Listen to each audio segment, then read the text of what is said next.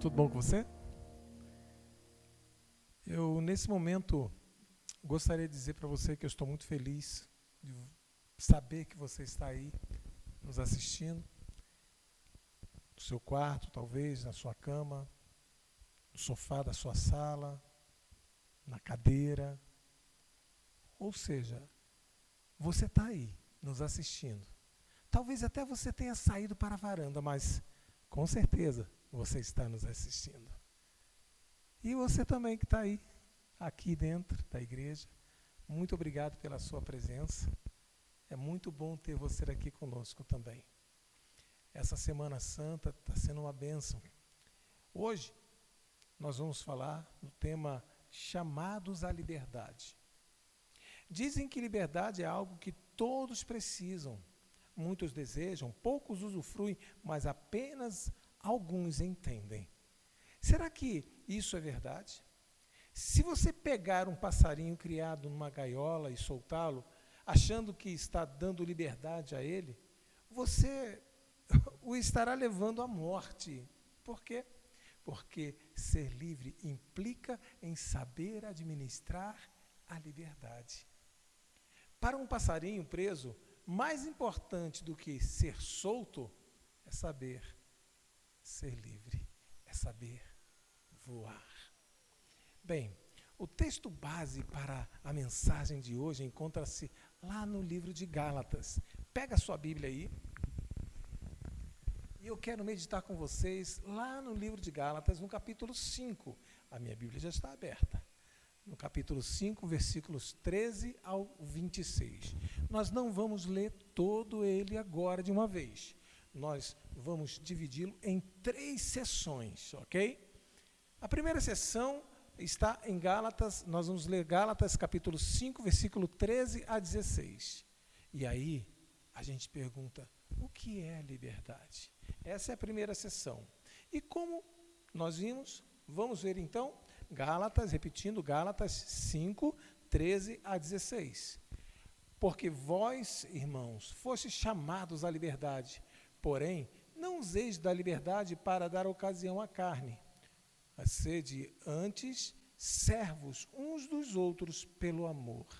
Porque toda a lei se cumpre em um só preceito, a saber, amarás o teu próximo como a ti mesmo.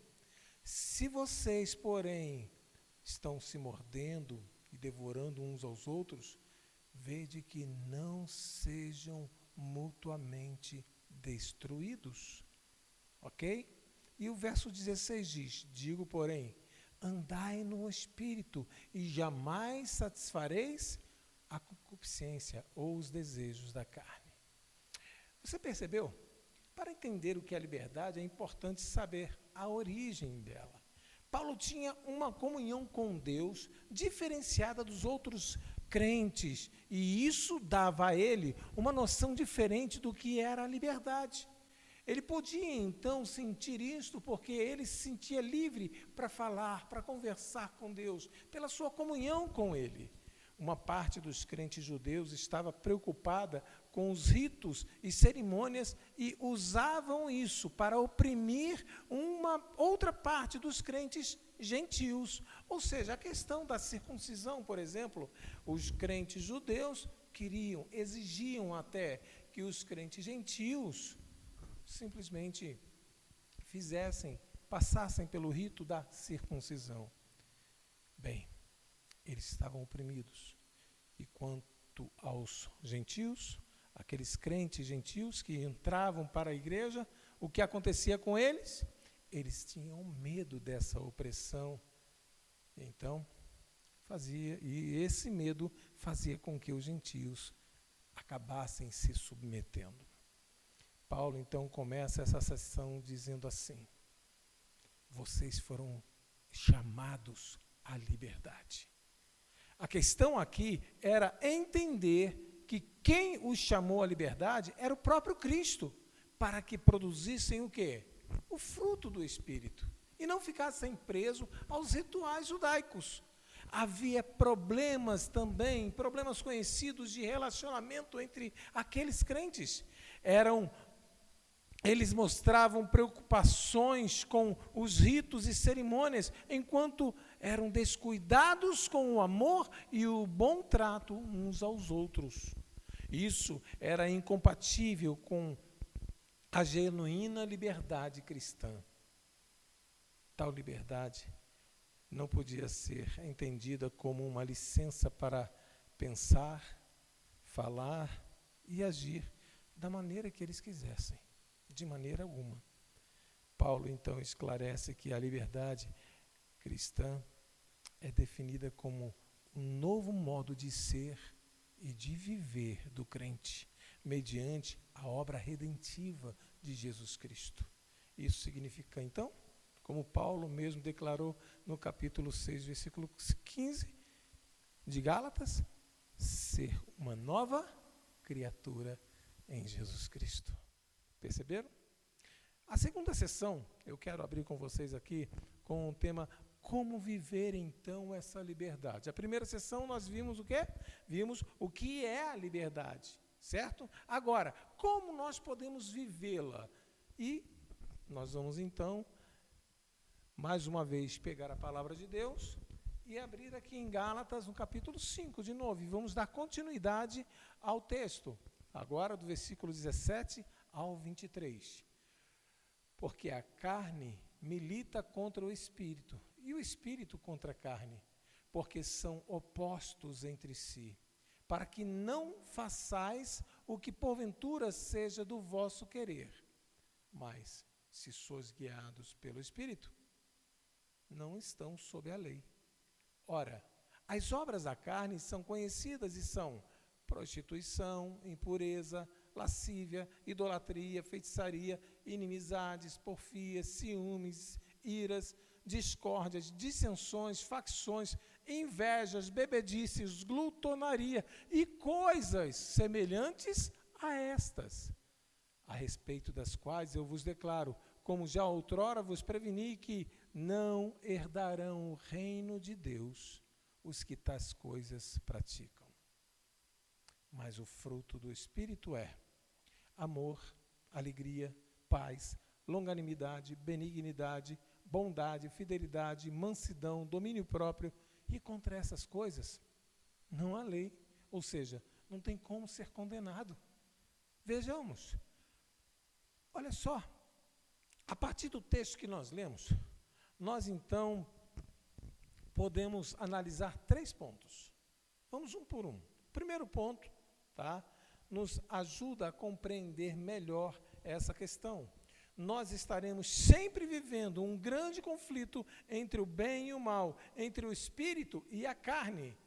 O termo grego aqui usado para a carne é sarx, e indica o ser humano degradado pelo pecado, como sua natureza tendenciosa, má e inclinada ao erro. Já o termo espírito, pneumatóis, nesse contexto indica a pessoa do Espírito Santo, que no plano da redenção assumiu a missão de operar para a conversão do pecador e guiar os crentes em perfeita liberdade cristã. Que bonito. O Espírito Santo está procurando te ajudar nas suas fraquezas, procurando nos ajudar em nossas fraquezas. O segundo ponto que eu gostaria de passar para vocês agora é que viver a liberdade cristã implica em rejeitar as obras da carne. Paulo deixa claro que as obras da carne são incompatíveis com a vida cristã. Não tem como você viver na carne e também uma vida cristã. Não há como. Ele fala de imoralidade sexual, impureza, libertinagem, idolatria, feitiçaria, inimizades, rixas, contendas, ciúmes, iras, discórdias, divisões, facções, invejas, bebedeiras, orgias. E esses, note bem, esses são apenas exemplos da distorção da verdadeira vida do cristão, pois também reprova as coisas semelhantes a estas. Percebem? E aí a gente vai para o terceiro ponto. Viver a liberdade cristã só é possível quando somos guiados pelo Espírito Santo, em um estilo de vida marcado pelo amor, alegria, paz, longanimidade, benignidade, bondade, fidelidade, mansidão e domínio próprio. Percebeu a diferença? Fruto do Espírito com as obras da carne. E, como disse o apóstolo Paulo, no finalzinho do versículo 23, não há condenação contra a vivência genuína da liberdade cristã. Entendeu bem isso aí? A terceira sessão agora, que eu quero passar para vocês, nós vimos a primeira sessão e nós falamos sobre o que é liberdade. A segunda sessão, como viver em liberdade. Nós entendemos que para viver em liberdade precisamos do fruto do Espírito, certo? Precisamos ser guiados pelo Espírito. E qual é o efeito, então, da liberdade? Então, essa terceira sessão nós encontramos no finalzinho do texto, tá bom? Lá no capítulo 5, versículo 24 até o 26. E os que são de Cristo Jesus crucificaram a carne com as suas paixões e concupiscências. Se vivem no Espírito, andemos também no Espírito. Se vivemos no Espírito, andemos também no Espírito. Não nos deixemos possuir de vanglória, provocando uns aos outros, tendo inveja uns dos outros. Que lição, hein? Uma lição muito grande para nós. Quando a gente experimenta a liberdade em Cristo e o nosso comportamento, o nosso estilo de vida é modificado. Tanto na dimensão vertical, entre nós e o nosso Deus, entre nós e Jesus Cristo, quanto na dimensão horizontal, entre nós e o nosso semelhante. Percebem? O nosso próximo. Como consequência dessa liberdade, nós vivemos livres da culpa, do pecado e da condenação, porque Jesus assumiu o nosso lugar. Então não existe mais para nós que vivemos no Espírito, tá? A culpa do pecado, a culpa da condenação. Nós nos sentimos livres. E aí, e aí na prática, nós passamos a viver em paz em Cristo, ou com Cristo, e com o nosso semelhante. Vocês lembram o que diz lá em Romanos, o apóstolo Paulo menciona em Romanos capítulo 5, verso 1? Justificados, pois, mediante a fé, temos paz com Deus. Ou seja, uma vez que andamos no Espírito, uma vez que nós produzimos o fruto do Espírito, uma vez que o Espírito Santo está sendo nosso guia, nós produziremos esse fruto. E aí, teremos paz com Deus. Por quê? Porque nós entendemos que Jesus Cristo nos justificou. Não vamos fazer essas coisas para sermos salvos, mas porque Ele já nos salvou. E essa transformação será operada pelo Espírito em nós. Percebe só? Nós apenas permitiremos que Ele nos ajude a viver assim, porque do contrário não teríamos como viver desta forma. E a partir daí passamos a servir a Deus e ao próximo de forma genuína. Não como nós achamos que devemos viver, mas como Deus gostaria que nós fizéssemos. Bem, eu gostaria de concluir esta mensagem dizendo o seguinte: não existe liberdade sem responsabilidade e sem escolha. Toda liberdade pressupõe escolha. Toda escolha implica em perda. Quanto mais opções, mais perda. Por isso, é importante escolher com consciência. E precisamos, sim, escolher com bastante consciência, sabendo que sempre vamos perder algo. Sim, toda escolha, a gente vai perder alguma coisa. Se você escolhe um shopping, tá? você vai perder a beleza da praia. Se você escolhe a praia, você vai perder o que tem no shopping. Percebe? Se você escolhe montanhas, tá? Você vai perder o que tem na cidade.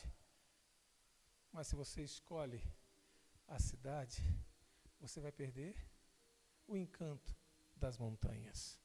Sempre nós vamos perder alguma coisa quando nós fazemos escolha, mas devemos ficar focados naquilo que ganharemos. Perceba a importância disso na sua vida. Foque no que Deus tem para você. Foque nas bênçãos maravilhosas de Deus para você. Foque na importância de andar no Espírito Santo. E eu gostaria de que você refletisse esse texto de Deuteronômio, capítulo 30, versículo 19. Eu gostaria de ler um pedaço desse verso. Deuteronômio, capítulo 30, verso 19, que diz: os céus e a terra tomo hoje por testemunhas contra ti, que tenho proposto a vida e a morte, a bênção e a maldição. Escolha a vida para que viva.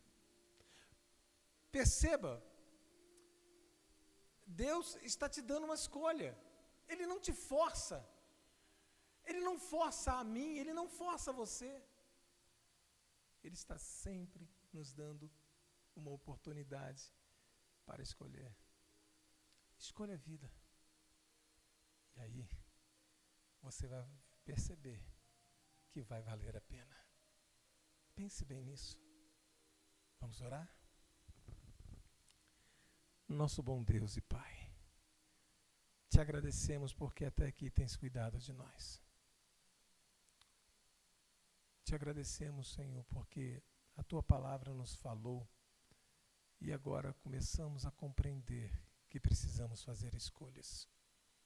Ajuda-nos a fazermos escolhas que sejam para a Tua glória.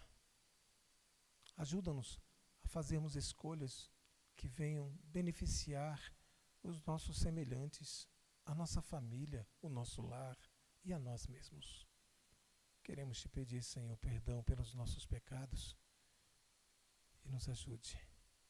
Guia-nos com o Teu Espírito Santo. Em nome de Jesus. Amém. Que Deus abençoe vocês.